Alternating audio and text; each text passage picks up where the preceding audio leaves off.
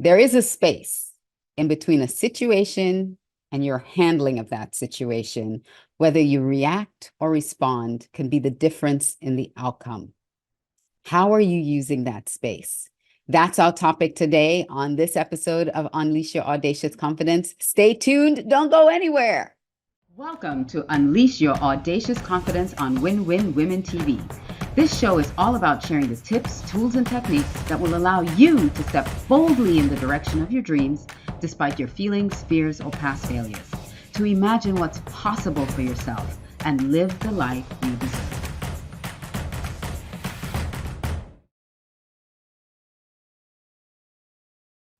Well, welcome to this episode of Unleash Your Audacious Confidence here on Win-Win Women TV. I'm your host, Alicia Couri.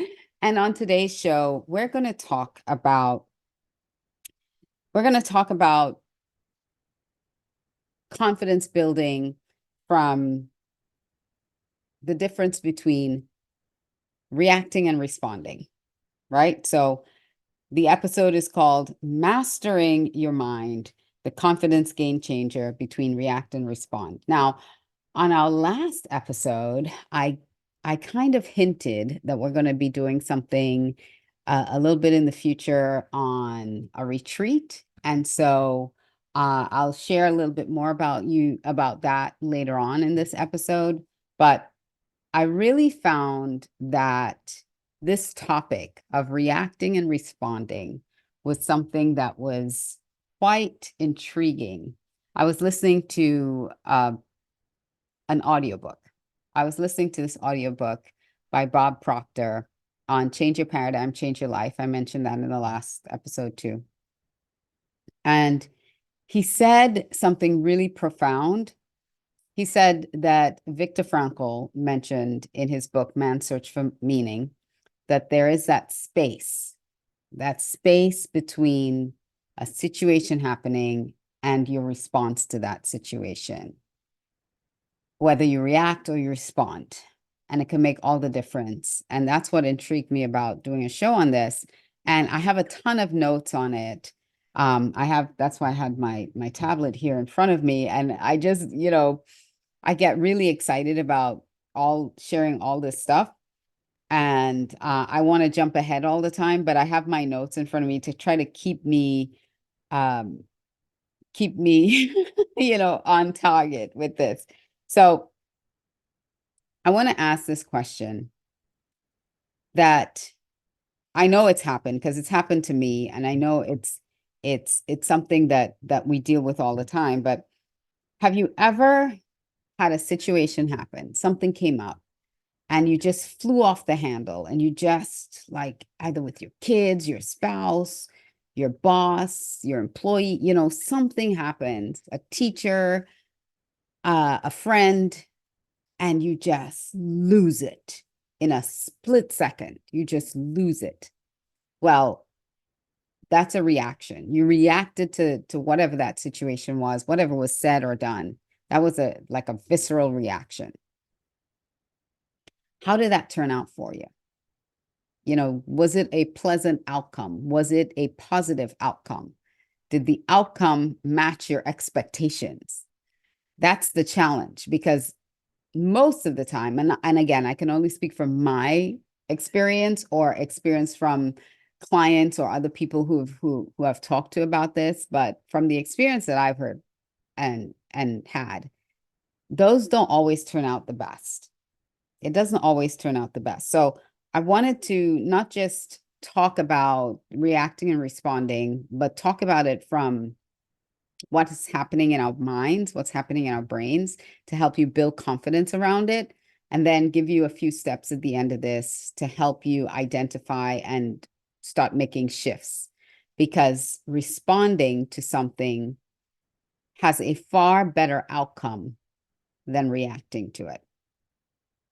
Now, we need our reflexes. So when it's a positive outcome, when we're using our reflexes, like I saw this video of a kid, well, the dad kind of nudged the kid a little bit. He was standing too close to the edge of a boat, and he accidentally nudged his kid to reach for a fish that was caught on the on his hook, and he nudged him into the ocean. He fell in the water, and the mother, who was probably 2 feet away from where the child was standing on the edge, when that child fell in the water, that mother grabbed the leg of the child, and the dad jumped in the water to pull the child out. So the both of them, she was pulling at his legs, and the father jumped in the water to pull the kid out.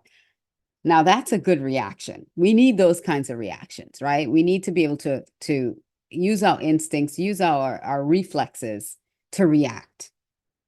That's not the reaction I'm talking about, though. Those have positive outcomes, because if they sat and thought about what they should do, that kid, even though he had on a life vest, could have like floated away or something. The fish that they were fishing out, a bigger fish could have come to try to get that fish. Anything could have happened. So I really want to frame that there are situations and there are circumstances in our life where we need those reaction times. We need those reaction instincts, those reflexes to avoid danger and to stop things from getting worse for us.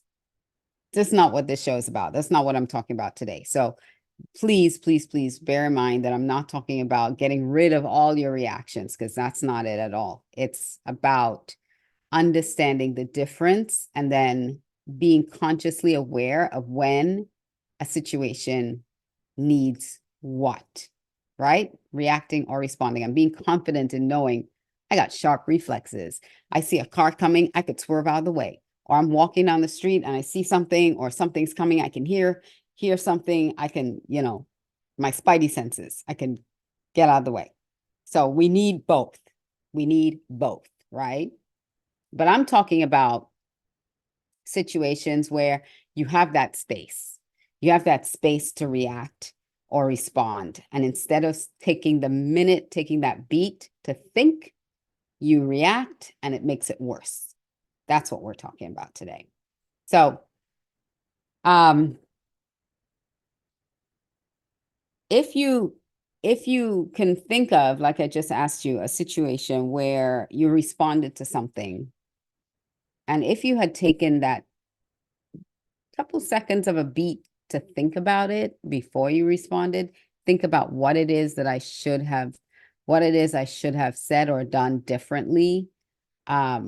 Because a lot of times we do that in hindsight. We're always Monday morning quarterbacking on our reactions, instead of taking that split second to think, oh, what should I do here? And then you respond to it. How would have that situation been different if you had responded versus reacting? So that's just something to sit with and think about it, because I'm going to dive into our conscious and subconscious mind, as I often do in the show, talk about the conscious and subconscious. And this is a great, I guess, a great topic to look at both of these and see how we can even choose our reaction to something and our response to something, but we would be at choice in making those decisions. So first of all, let's talk about our creation. So we were created in the image and likeness of God. That's what I believe. That's what the Bible says, and that's my paradigm. That's just my belief. That's a solid belief that I have. You could have a different belief. I'm not telling you to believe what I believe. You can have a different belief. But because we were created in the image, we are a spirit. And regardless of whether you are a Christian or any other, have any other belief system, one thing that is commonly held among different faiths is that we are a spiritual being. So even if you are atheist, I believe atheists understand that we are vibration, we are energy, that we are energy. Bob Proctor said that there's only two places to get truth, that's science and theology. And so science shares that we are all energetic beings. We are energy. So when I say spirit, I know I'm a spiritual being. I believe I was created by a supreme God that created me. If you want to look at it more as we are energy source, then look at it that way. I just don't want you to miss the message because I'm talking about it from my spiritual beliefs. Okay. So even if you're looking at it from energy, we are all this energy. We're spiritual energy. And then we have a soul. So our soul is made up of our mind, our will, and our emotions, which is largely in our brain and in our gut and in our body, you know, but we live in a physical body. So our physical body, we experience our five senses, taste, touch, smell, hearing, and feeling. Okay. So we have our five senses in a physical body. We have our mind, our soul, which is our emotions, our will, our intellect, and we are energetic spiritual beings. Right. So that's setting a foundation for all of this. So when we look at now our mind, that soul, that mind, will, emotions, intellect, within that mind, we have our conscious and our subconscious. Our conscious mind is where our thinking and our reasoning faculties lie. And our emotions, our conscious emotions and feelings. And then we have a subconscious mind where we're unaware of 95% of our reactions and what we do within our subconscious mind. So our subconscious mind, though, it is connected to our body in a very profound way, in fact, a couple of my mentors and teachers, Anya and Brian, they talk about the subconscious being the body. Our body is subconscious. Our subconscious is our body. They're somatic teachers. But within our subconscious is also the consciousness of universal intelligence.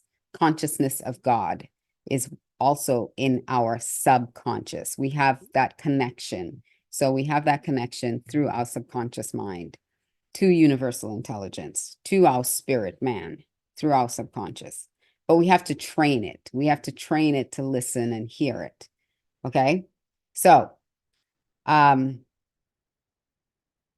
within our subconscious, we've been programmed from pre-birth all the way to 7 years old. We have just taken in a lot of information. We're very deductive in nature. The subconscious mind is deductive in nature, which means it can only accept. It cannot reject. It can only accept. So it's deductive in nature. And so from that time, everything is being programmed into it. Everything, it's just like a flood of input. So everything that you see as a child, you hear as a child, is coming in through your five senses, right? Your touch, your taste, your feeling, your emotions, your smell, everything. It's coming in through your five senses into your subconscious mind. And so it's built to believe and react. When you were babies, you cried, someone came to you, took care of your needs. That's building into your subconscious. So when we cry, subconsciously, we believe someone's going to come take care of our needs because that's what we learned. Someone will take care of our needs. When we look at our conscious mind is inductive and deductive. So it's inductive in that it can reason out now what it hears and sees, like what's coming into the five senses. It can think, it can reason out. It can then access other information, and it's deductive because it does receive without rejecting information as well. So it can receive information without rejecting it, and it can also reject information if it's not logical to that thinking mind. Okay, so conscious mind is our thinking mind, it's our reasoning mind, it's inductive and deductive, and our subconscious is not inductive. It can only receive, it cannot reject. And so our thoughts and our behaviors become embedded in our subconscious through three major ways: through fascination, agreement, and shock. So when our mind is fascinated by something, when we become fascinated with something, that goes directly into our subconscious mind. When it's in agreement with something, it goes directly into our subconscious mind. And when it's shocking, it goes into our subconscious mind. And advertisers use this a lot. And they also use repetition to get to kind of embed things into our subconscious mind, to embed beliefs. If you look at all the major dictators of the world, they use this type of subconscious programming to get people to believe in their cause. So they use repetition, they use shock, they use different types of things to desensitize you to atrocities. So by fascination, they get you to agree with their viewpoint, and then that's how you start operating. Your behaviors start aligning with those beliefs, because you've been now, for lack of a better term, brainwashed. You've been programmed. You've been programmed into it. So if we're looking at our subconscious mind again, Maxwell Maltz, he has a book called Psychocybernetics. I always mix up that title, Psychocybernetics. And in it, he talks about the subconscious mind being a thermostat, being much like a thermostat, where it has the beliefs are set. And if anything comes against that belief, you might start thinking or, wanting to believe it differently, but immediately that thermostat will kick in and kick out that belief. So it regulates what's in your subconscious mind, what you already believe, you're already programmed to believe. And unless, again, by fascination, shock, or agreement, that belief doesn't necessarily change. You have to consciously want to change that belief. And you have to now go through the process of repetition, fascination, agreement. You have to go through that process yourself, but you're doing it consciously now, and then it will embed into your subconscious to change that belief. Okay? So we have to realize that we repeat things, or we do things, or react the same way to things because we've been programmed to do it that way. And the only way to change that programming is, and this is going to be my first tip of the day, is to become aware of it. Number one, you have to recognize that that is what's happening. You cannot change what you cannot recognize that's happening. So when you can train your mind to use your higher faculties to recognize, oh,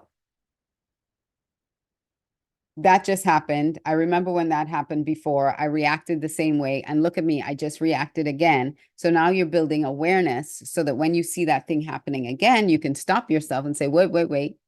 Or you can agree ahead of time. Remember, agreement is one of the things. You can agree ahead of time that the next time I see this happening, I'm not going to do that anymore.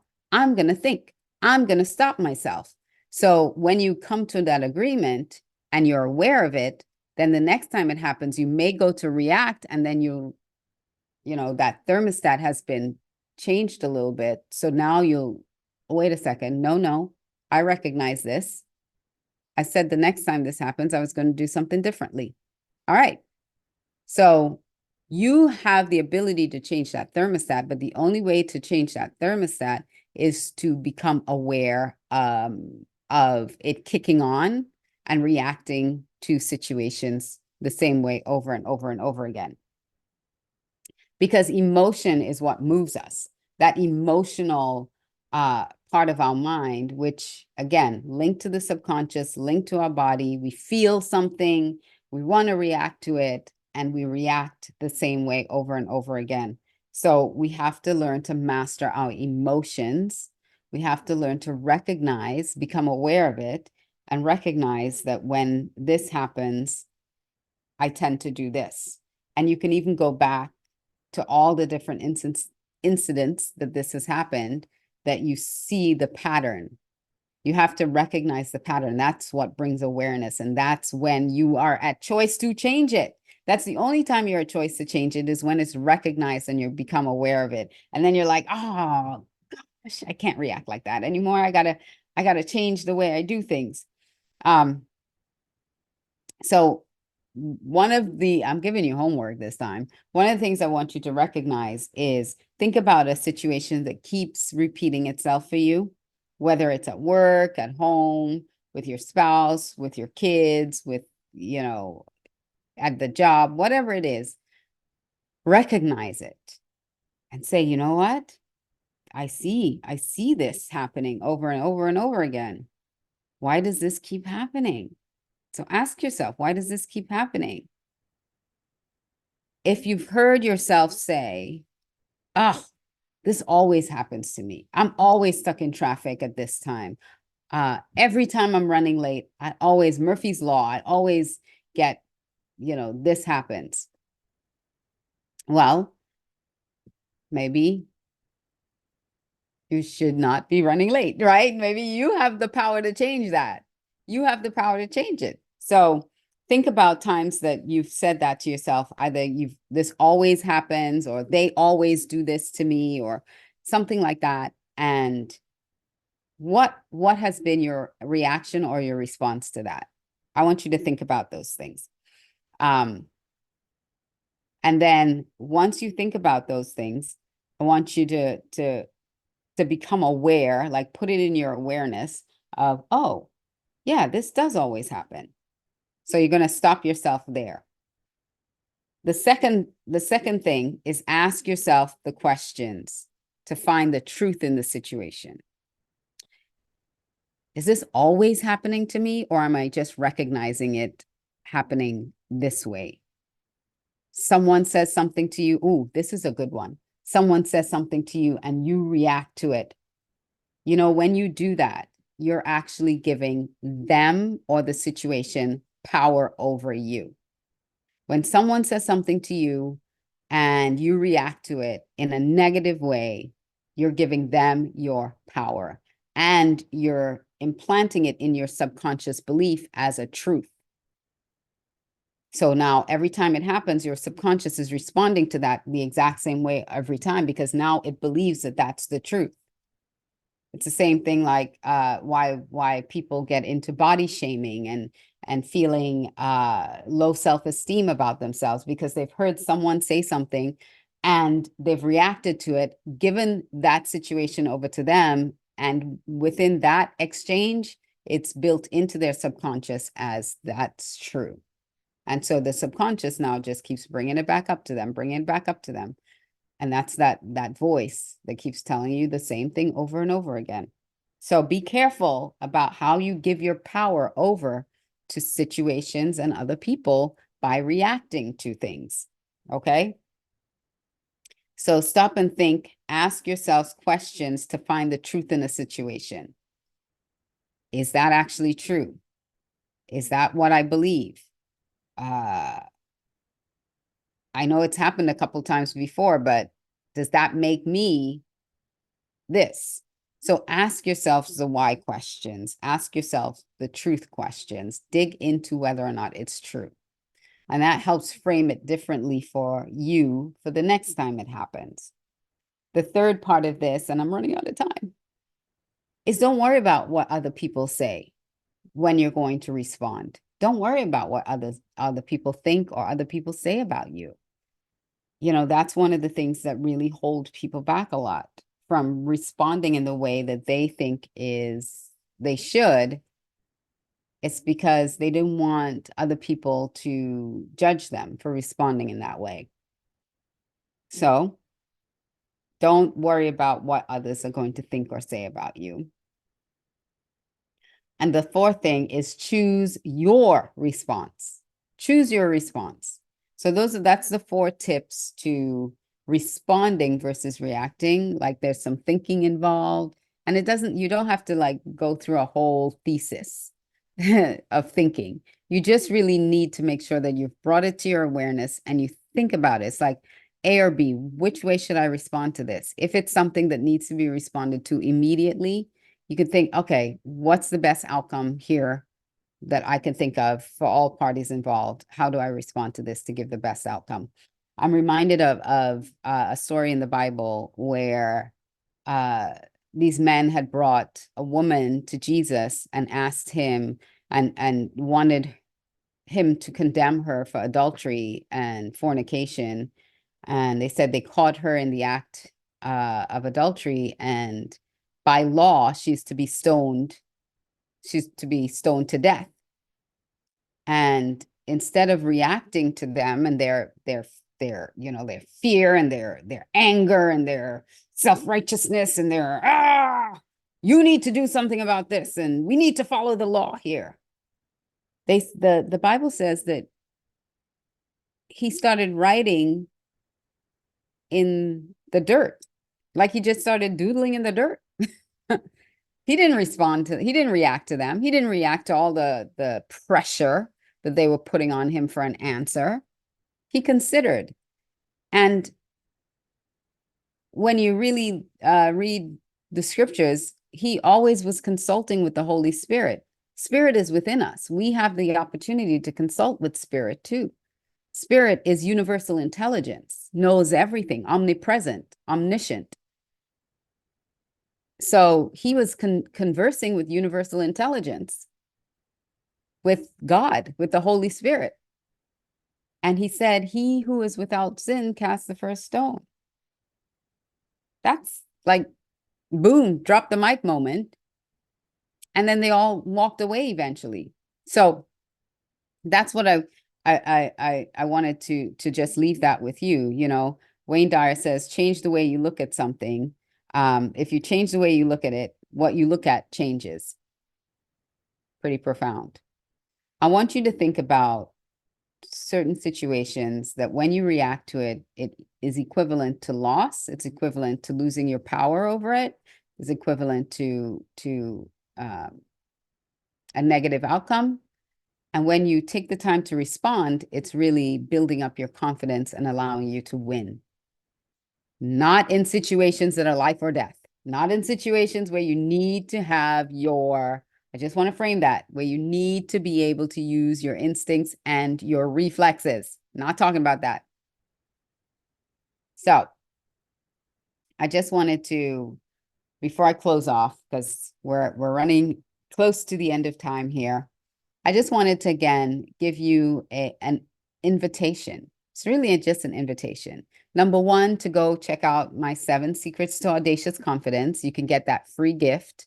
If you can download the free gift, just go to Alicia360.com and you'll get that free gift. And then the second thing is, I've been hosting the show for almost 3 years now, I believe.